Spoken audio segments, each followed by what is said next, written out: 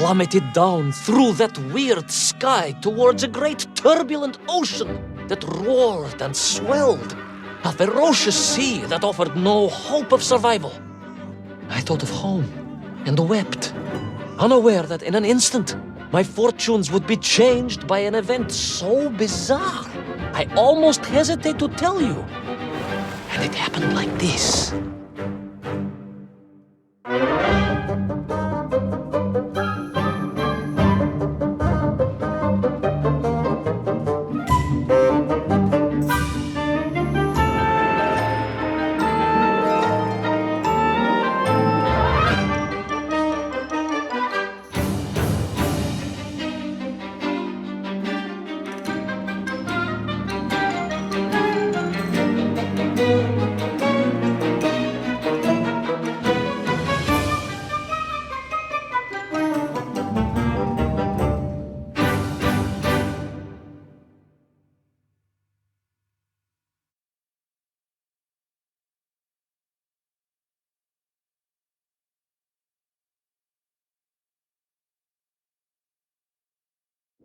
A giant whale? It was huge, General. You were swallowed by a giant whale. Yes, General. You look remarkably well for a man who was swallowed by a whale. I am blessed with a strong constitution, General.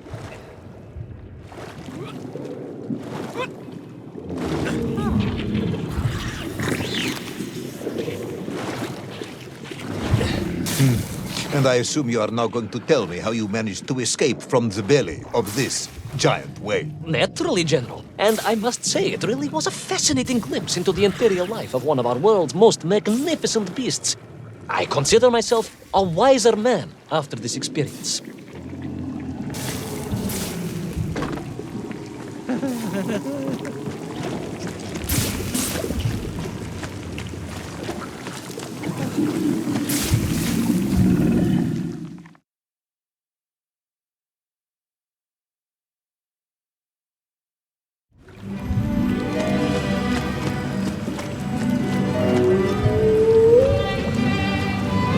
Extraordinary place, General. I could perhaps deliver a lecture on the subject to Moscow University Zoological Society, if you like. I only want to help. The Moscow University Zoological Society has, I suspect, better things to do than listen to the ramblings of a man who claims he was swallowed by a whale.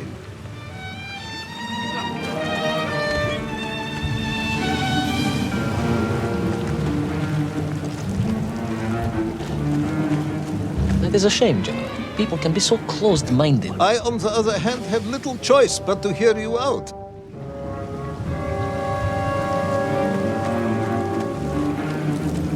That is a shame, General. People can be so closed-minded. I, on the other hand, have little choice but to hear you out. For your own sake, Ivan Ivanovich, I must urge you to be brief. Absolutely, General. I will tell you directly of my miraculous escape from the belly of the whale. You simply won't believe what happened next. That is becoming a dangerously overused phrase, comrade.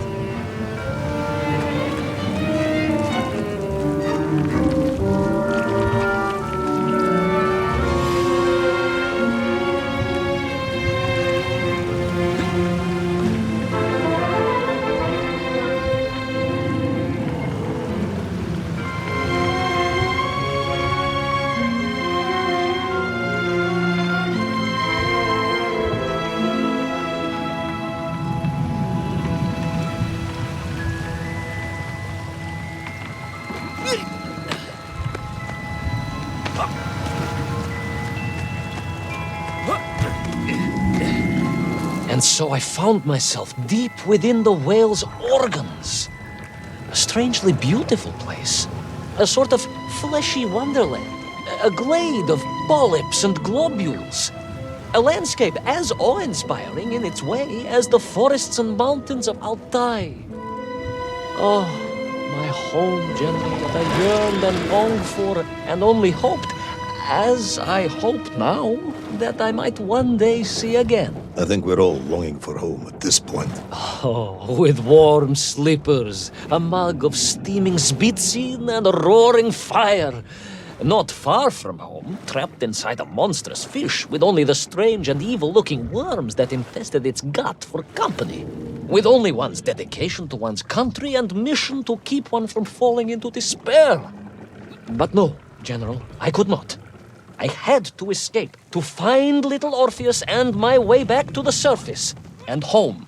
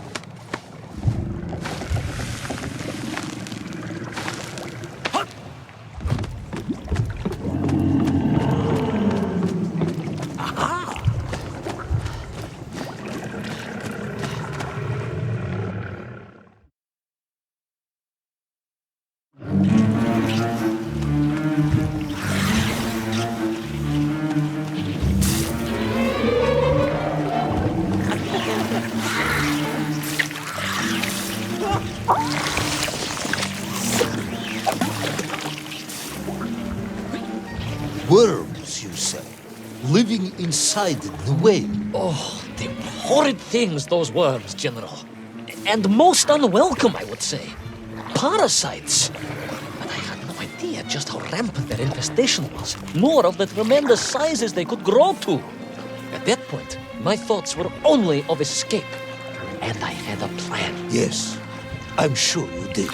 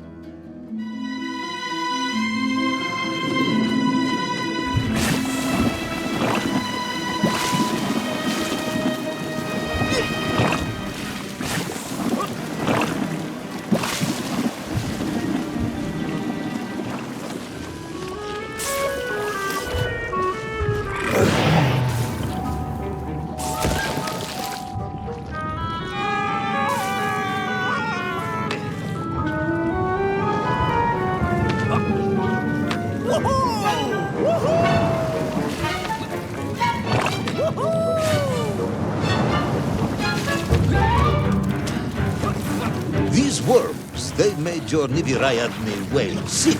Wherever they attached themselves, the flesh began to turn gray and die. It was a truly distressing sight.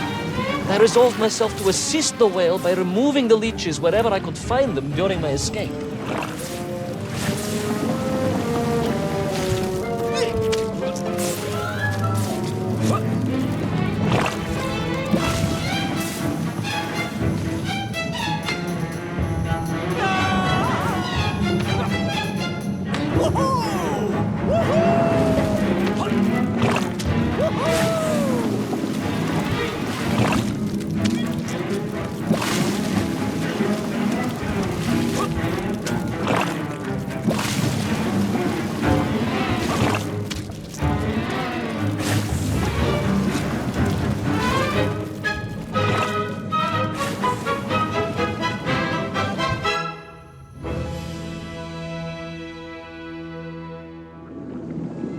In my mind, it was a simple plan, General.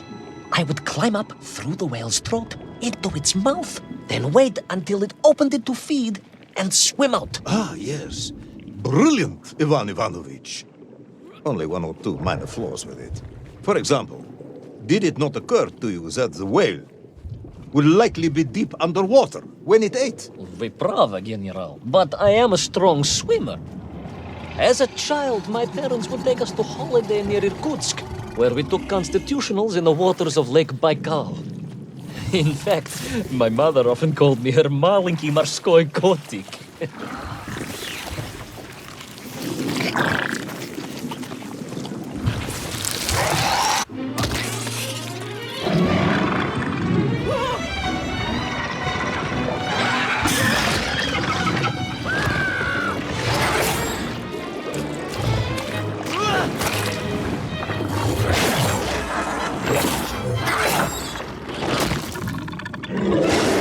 A giant worm for a giant whale, huh? At the risk of repeating myself, it was huge, General. The Moscow University Zoological Society may be interested after all.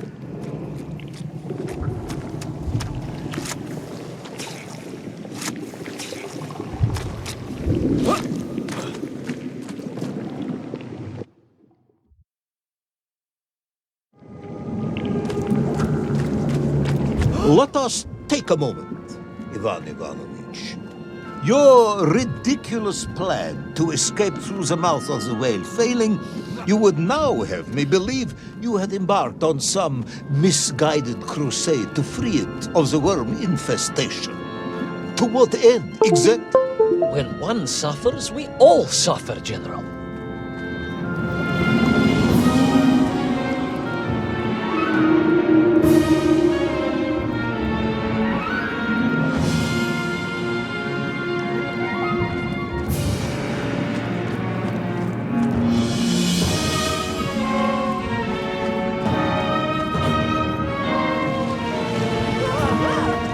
Your ideological commitment is admirable, comrade, but... I concluded that if I could find the root of the infestation and neutralize it, the whale could mount a spirited counterattack against the worms.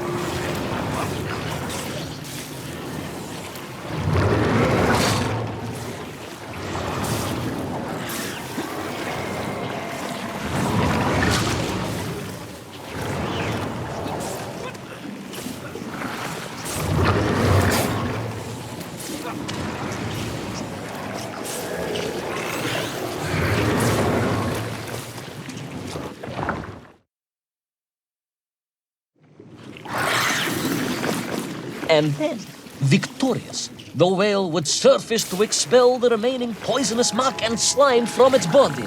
And at that point, I could escape through the nearest convenient orifice. In this case, most likely the blowhole. That is the most revolting thing I've ever heard. General, we are Russians.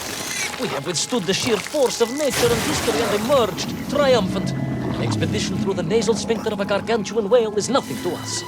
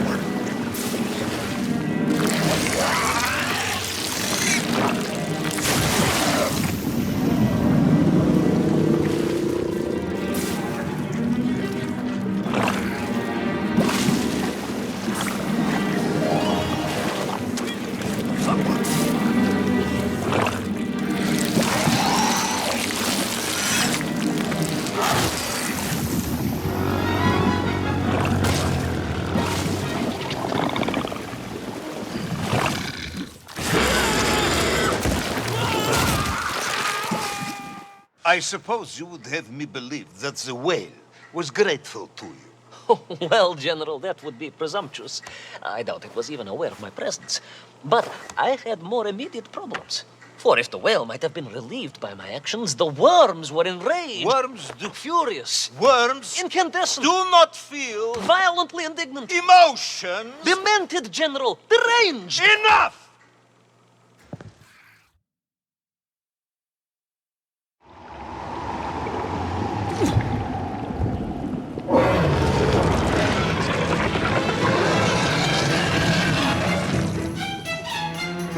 Where is little Orpheus?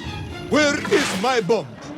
Unless you are trying to tell me the whale swooped that as well. No, it did not, General. That would be absurd. No, Ivan Ivanovich, you are absurd. Your story is absurd. This whole ridiculous fairy tale is absurd.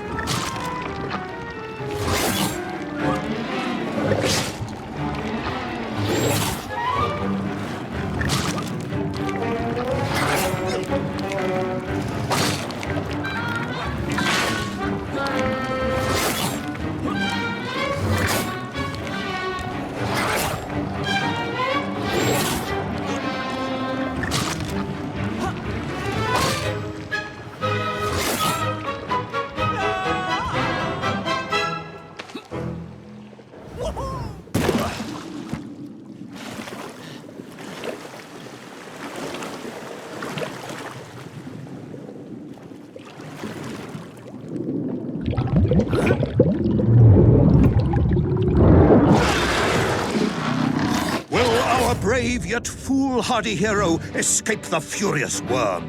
Will he be doomed to spend his days trapped in the innards of a bad-tempered cetacean? Where is the whale swimming to in such a rush, and what will it do when it gets there? Is the general about to lose his temper and order the cosmonaut shot? All of these questions and more must surely be answered in the next exciting episode of Little Orpheus!